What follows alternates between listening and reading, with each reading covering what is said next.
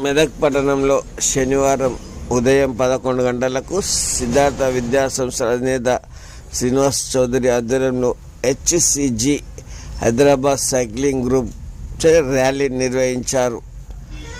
ఈ ర్యాలీని మెదక్ డిఎస్పి ప్రసన్న కుమార్ ప్రారంభించారు. అనంతరం సిద్ధార్థ పాఠశాల ఏర్పాటు చేసిన కార్యక్రమానికి డిఎస్పి ప్రసన్న కుమార్ ముఖ్య అతిథిగా వచ్చేసి మాట్లాడుతూ ప్రతి ఒక్కరూ సైకిల్ నడుపుతూ శారీరకంగా మానసికంగా దృఢంగా ఉండాలన్నారు. అంతేకాకుండా రోడ్డుపై వెళ్తున్నప్పుడు ట్రాఫిక్ నియమ నిబంధనలు పాటిస్తే ప్రమాదాలు కూడా నివారించవచ్చని తెలిపారు.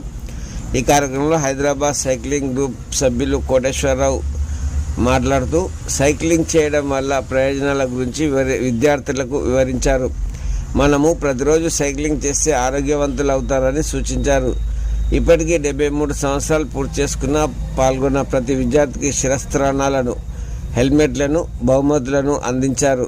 ఈ కార్యక్రమంలో పాఠశాల ఇన్ఛార్జ్, ఉపాధ్యాయులు, విద్యార్థులు పాల్గొన్నారు.